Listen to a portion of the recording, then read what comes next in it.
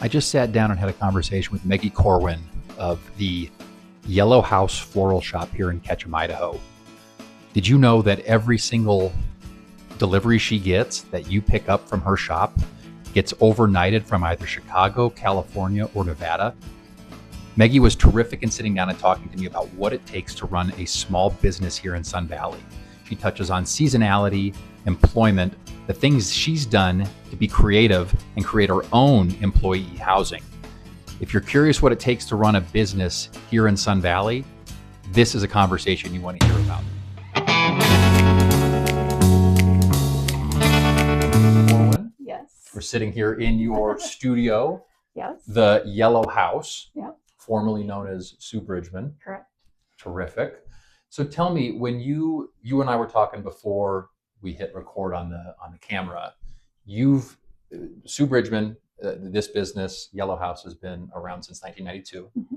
You have personally been involved with it Since 1998. 1998. Okay. Tell me the transition.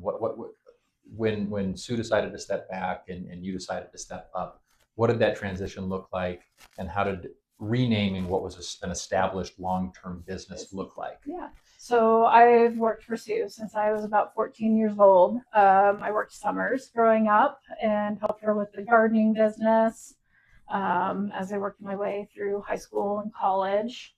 And when I got out of college and Sue offered me a full-time job here, I was like, all right, this is good, stepping stone, and here I stayed. About 10 years ago, Sue and I kind of started talking about what the shop would look like long-term down the road when she wanted to retire. And I said I wanted to take over. I don't really know anything else. This has been the majority of my life. And so we kind of took our time, and when she decided it was time, it happened really, really fast. And so we really didn't even do much in the word of letting a lot of people know what was happening. It was kind of like, okay, I'm retiring, Meggi's taking over, and here we go. So we did that, and we kept the business name Sue Bridgeman Florist for about 2 years, Okay. For tax reasons. And then we decided it was time for a new name, that we needed to really separate ourselves from Sue. You know, it was always Sue's place, and Sue made the most beautiful arrangements, and we decided here as a crew that we wanted our own name and that we wanted our own identity with the shop. And so we pondered, and people were like, oh, it could be Meggi's Magnolias, or they had various different names. But 9 times out of 10, when somebody calls the shop and wants to know where we're located, the conversation would come, well, we're the little yellow house across from Grumpy's. Yes. And I just kept thinking, Yellow House, little yellow house, Yellow House, Yeah. Yellow House Floral. Yeah. And that is how we came to be. It was very organic. Yeah. Yeah. Yeah. And then last year we got new siding, and we put on a bright, fresh coat of yellow paint. And now you are really the Yellow House. You And could have gone now- with just we're across the street from Grumpy's Floral Yeah, shop. right. Yeah. There you go. Grumpy's sidekick florist.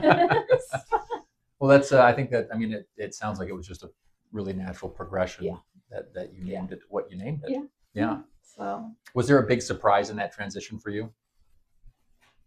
there's still people that don't know, and that might be an owner's mistake of not doing a bigger PR campaign to say, hey, look what's happening. This is what we're doing. Because people still call and people still ask for Sue. Yeah. But, for the most part, everybody's been really excited about it and really like, hey, it's a great, great name, great way to rebrand. So, Well, and I think you carry on a legacy, and it's your own, and it evolves, and but it part of it remains the same. Yeah. The Denise is our head designer and buyer. Like, she's been here with Sue just as long as I have. Mhm. So, we've kept a lot of the same crew. A lot of the part-time employees are still all the same. So we've really kept true to what Sue Bridgeman Florist was, just under a different name. Yeah. So with that, the shop had been here since '92. Mhm. You took over in 2022. Yeah. What parts of this remained the same Yeah. that you felt like let's hold on to that? Yeah. And what parts did you feel like needed to change besides the name? Yeah. So the biggest thing is, when I bought the shop, I chose not to buy the gardening end of the shop. Okay. I really wanted to focus on just the cut flower. Okay. And it took me, Sue, and niece, all three of us, to run the gardening and the cut flowers. So I just really wanted to focus on what I knew we could do and we could do well and give 100% to. So we did not take the gardening business when I bought it. And that has been probably the biggest difference. I still do the holiday decorating. That is the same. The cut flowers are the same. We still strive to bring in really unique boutique florals Mm-hmm. that you aren't going to find at the grocery store, that you're only going to find at retail florist shops. So Yeah, I didn't even realize that there was a gardening aspect to this business at one point. At one point, yeah. We had a very large gardening business. I mean, you used to walk by, and that's probably what maybe people do notice a lot when Sue had it and we had the gardening. All the flats of flowers were covered out front of the shop. I mean, like, literally, we'd take over the driveway. They'd go all the way out to the sidewalk, come all the way around the north side of the building, Mm-hmm. and we'd have little pathways like this big that we'd have to navigate through. Yeah. And I mean, huge gardening business, and just pots and gardens, not like landscape, hardscaping maintenance. Interesting. But yeah, it's a really big job. It's a whole other undertaking. Yeah, absolutely. Yeah. What happened to that part of the business? So at the same time, that was Sue's baby. Okay. Like, that was really what Sue loved to do. And we had 2 employees that were from Nepal who had worked here since probably 1995, and who were our crew for the gardening aspect of it. And they retired at the same time Sue did. So they went back to Nepal, and they're living the high life there, having the best time ever. It's so cool to watch them live their life with their daughters. Like, they hadn't seen their daughters in 20 some years. Oh, wow. So yeah, it's super cool for them. That's kind of fire. And then Sue ended up selling the gardening business to Marie's Hummingbird Gardens. So. Okay. Let's talk about operating a small business in town. Mm-hmm. What are particular challenges or things that come with running a floral shop in Sun Valley, Idaho? Sun Valley, Idaho. That people might not see or think of. Yeah. So everything we buy has to be FedExed in. And most people don't realize that. So availability is sometimes harder to deal with. Like, we have to plan in advance to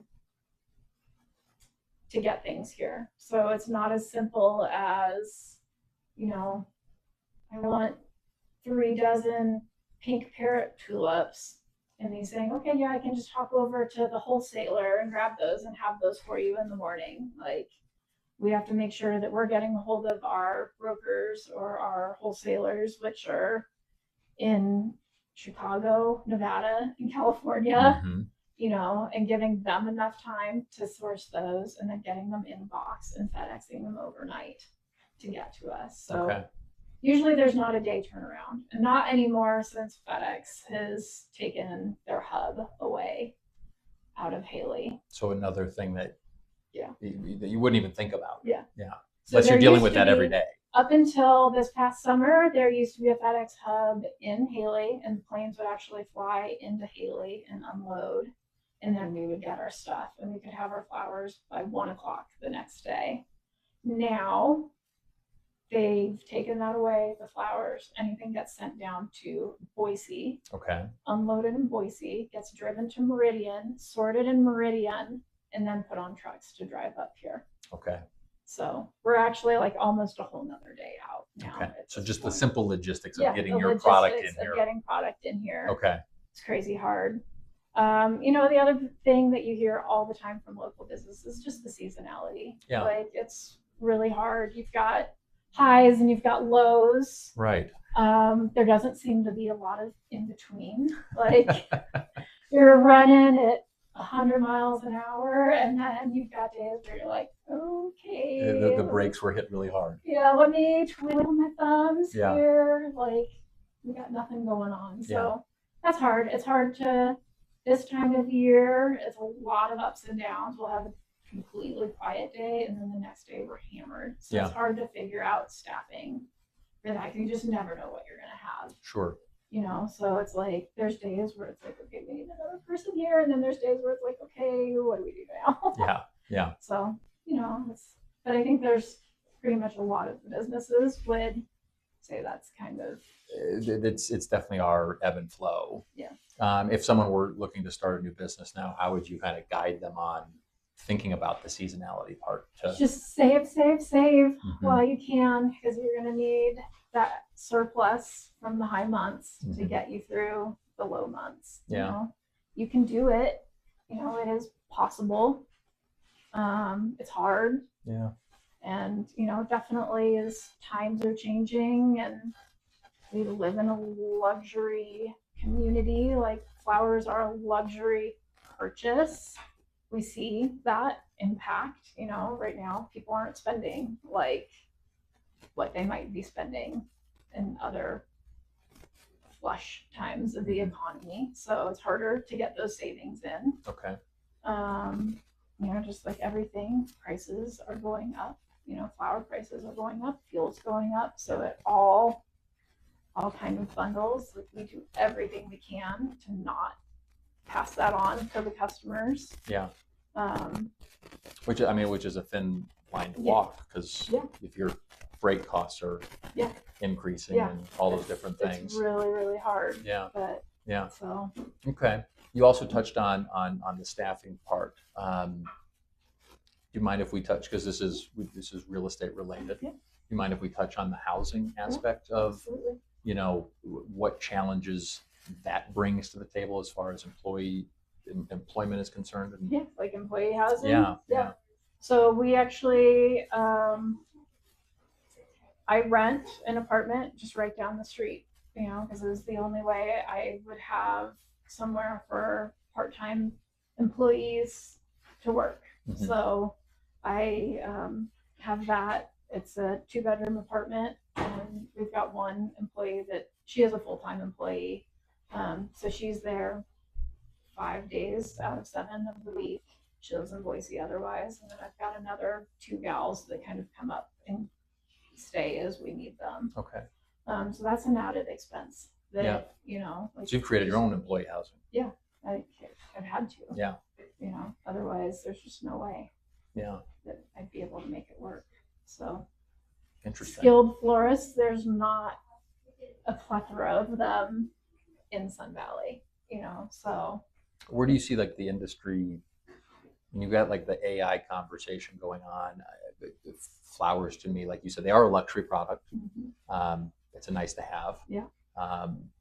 But with disruption of technology, this doesn't seem like it's an industry that would be disrupted that way. Yeah. It might get disrupted in other terms. Like you said, cost and things, and maybe part of your market gets segmented out to a degree, or if it was once a month I bought flowers, maybe it just becomes once every 2 months, or on special occasions. Yes, a quarterly basis or something like that. Yeah. Do you see technology or anything like that impacting your business? In terms of inspiration for people, yes, like we're seeing arrangements created using the help of AI, which unfortunately, it's a great tool, but unfortunately it can create some unrealistic expectations. Okay. It's like, no, that flower does not come in blue. That the computer made it, So people do. They think like, oh, like I'd love to have that really pretty blue flower. Well, that's not real, so you can't have it. Yeah. But no, we're a hands-on, and you can't. A computer can't recreate that for us. Right. Well, it certainly won't put it on your... it won't physically create it. It might be able to create a recipe for you, which for big events, there's certain things to that. Call me old-fashioned. We still do everything by paper. All our orders are taken by paper, and I wouldn't change it. I wouldn't do it any other ways. Yeah. There are people that think I'm crazy, but there's something to be said for knowing what you've written and knowing what you've created. Yeah. So it's, embrace technology, but also keep it real. Keep it real. Yeah, for sure. For sure. Talk about your customer and the clientele. You sort of alluded to it a little bit, but how has the customer changed over time? So pre-COVID, post-COVID. Yeah. Post-COVID, we've seen a lot more younger families moving into the valley, I think. Which is interesting because I think when you look at the average age, it's actually gone up a little bit. Interesting. But our kids are in the same age group. Right. So it feels like that's what we see. Exposure, right? Yeah. Like, we're not running around with the 65-year-old crowd. Right. Yeah. The younger generations, I feel like they don't spend as much on flowers. The older generations are historic, long-term residents, who are really, really into flowers. Unfortunately, they're aging out and passing on. And so some of those bigger spenders aren't here, that used to be. So it's kind of a constantly changing dynamic. Yeah. It is really interesting. I feel like sometimes we'll get customers that come in and, we've got some that want flowers every single week in their house, when we roll with them. But then when the wind blows a different direction for them and they decide they don't want to hang out in Sun Valley anymore, that can be a big hit. So it's like, there's just kind of this constant fluidity and evolving of who the clients are. And to go back to like, what would you tell a new business opening or somebody, it's like, you can't rely here. You cannot rely on the exact same thing all the time because it's always changing. Yeah. So you got that part where you're like, we're going to keep writing orders on paper, but you have to constantly think about retargeting new audiences and just, kind of being really present to capture new people. Yeah. And figuring out where they are in the valley. Yeah. Where to capture them at. Yeah, absolutely. Absolutely. So last question. What is the valley, what does Ketchum need to do you think, to help preserve and keep businesses like the Yellow House alive? Is there something that can be done? Is there a partnership? No, I don't know. I would love to see some more of the bigger groups. You think, not those groups, but maybe some new or bigger groups like the writers conference and, bringing some people in the off seasons. It's like, it may not be, the trees won't be in full bloom, or there may not be 5 feet of snow on the ground, but it's beautiful here all year long. Yeah. It's like, it'd be really great to see some bigger groups be brought in during the off seasons. Just to stabilize. Boost the economy during the slow times of the year. I think that would be so helpful to just create some level playing grounds rather to seeing these great big dips. So that's more of just a private entity thing, right? It is private entity, but at the same time, it's you talk about the Sun Valley, like the advertising community, again, or the Visit Sun Valley. Yes, thank you. Mm-hmm. Them getting the word out there, like, hey, like, let's get some bigger groups to come in, kind of on these quieter times. So, yeah.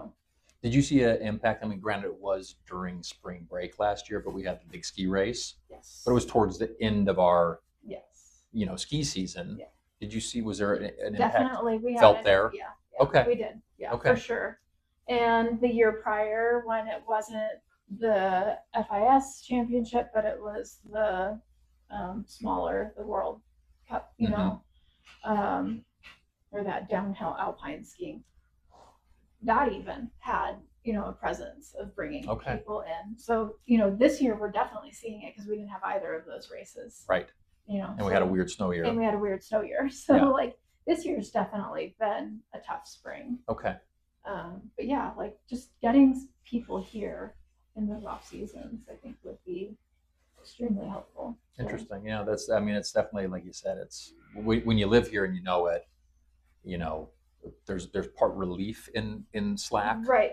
Most of my clients would probably be really upset at me for saying what I just did, because they all walk through the door and they're like, oh, it's so quiet. It really is, but it's for 21, 22, and maybe part of 23, we really didn't have a slack. No.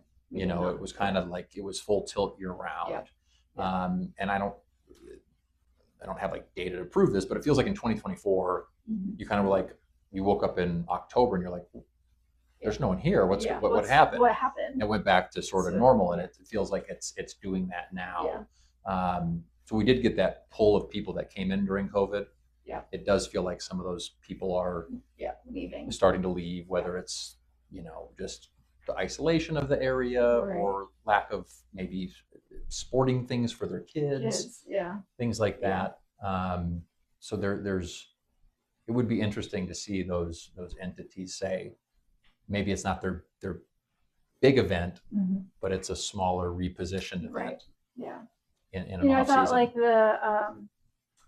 the movie festival, like they changed their dates. They I did, thought yeah. that was great. I don't know for them if it was great or not, but it was kind of nice to see them relocate things out of the main crazy time and try something new. Yeah. So, well, I would assume you got to probably give that like at least a couple years to rebrand it, get everyone knowing what it is and when it is. Exactly. Things like exactly. So I hope that works for them and for sure, for the community. For sure.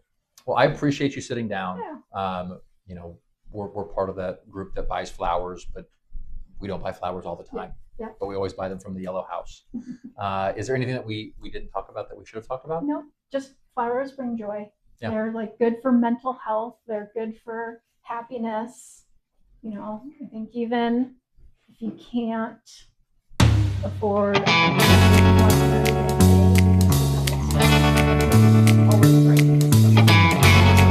sure.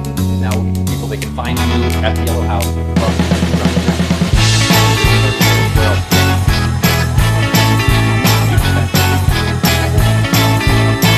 So makes it easy. Okay. Thinking about it at 2:00 in the morning. Perfect. Get online and place that order. And what's that website?